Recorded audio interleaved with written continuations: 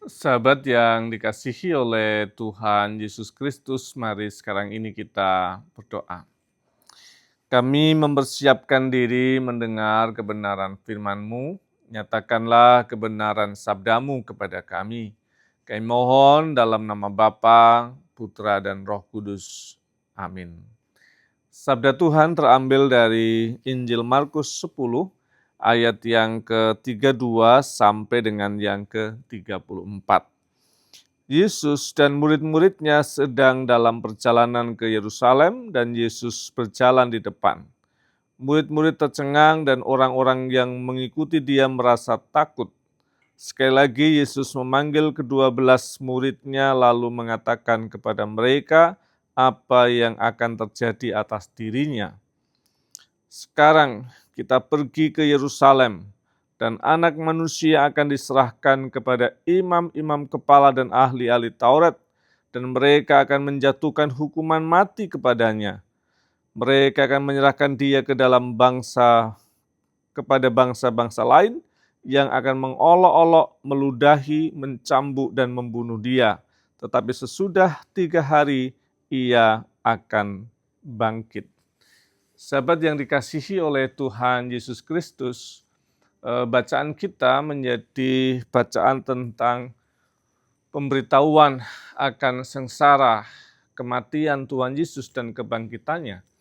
Dan saat Tuhan Yesus memanggil ke-12 murid dan menerangkan itu kepada mereka, dia katakan sekarang kita pergi ke Yerusalem, dikatakan akan diserahkan kepada imam, kepada ahli Taurat, mereka menjatuhkan hukuman mati kepada dia.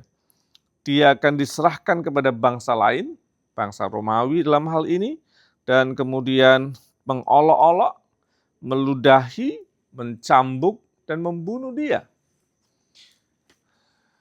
Kalimatnya ngeri sebenarnya, isinya mengerikan. Tetapi pertanyaannya coba sahabat baca dan kemudian rasakan, apakah ada kengerian yang muncul dari Yesus dengan ungkapan itu? Ataukah murid-muridnya yang mengalami kengerian atas penderitaan itu? Kenapa? Kenapa satu sisi ketika kita bicara soal penderitaan, kita mengalami kengerian?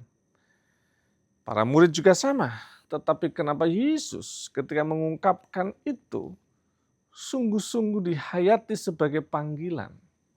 Kengerian nanti muncul memang di saat Taman Getsemani.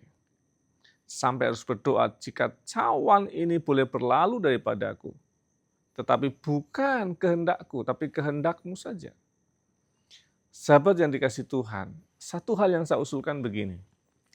Kenapa penderitaan itu bisa menimbulkan kengerian, sedangkan di sisi yang lain dia bisa dihadapi dengan ketegaran hati. Ada rasa ngeri tetapi ada kekuatan dan ketegaran hati untuk menjalankan itu. Yang pertama adalah Yesus tahu tujuan utama dia datang ke dunia. Menebus dosa manusia. Dengan cara apa? Sengsara, menderita, mati di kayu salib. Maka ketika dia sadar betul bahwa tujuan dia adalah penebusan dan jalan penderitaan sebagai jalan menuju pada tujuan itu, maka penderitaan itu sesuatu yang tidak bisa dihindari, harus dijalani, dan dia bisa menghadapinya dengan tegar. Karena apa? Karena itu jalan yang memang harus dia ambil, dia pikul, dia salib. Jalan yang harus ditempuh untuk tujuan besarnya. Maka penderitaan punya makna pencapaian tujuan. Kemudian yang kedua, apa yang boleh kita hayati? Kenapa ada kekuatan, ada ketegaran menghadapi jalan penderitaan itu? Kalau tadi adalah menemukan tujuannya, ada makna di situ. Sedangkan yang kedua yang saya usulkan untuk kita hayati, penderitaan itu menjadi bagian dari pekerjaan Tuhan yang besar. Ketika Yesus mengatakan, jika cawan ini boleh lalu daripadaku, tetapi bukan kehendakku, kehendakmu saja yang terjadi. Maka dia taruh gentarnya itu pada dirinya dia sadari, tetapi dia tahu persis bahwa kegentarannya itu dipakai Allah Bapanya untuk sebuah tujuan dan makna yang besar, melebihi dirinya sendiri.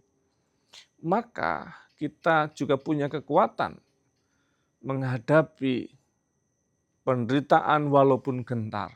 Kalau kita taruh rasa derita kita itu sebagai kehendak Allah, sebagai cara kita untuk memuliakan nama Tuhan.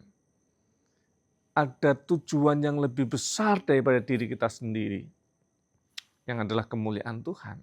Maka kita akan kuat bertahan, menanggung penderitaan. Semoga kita boleh menjalaninya. Tuhan memberkati. Mari kita berdoa. Bapa kami yang di surga, dikuduskanlah namamu, datanglah kerajaanmu, jadilah kehendak-Mu di bumi seperti di surga.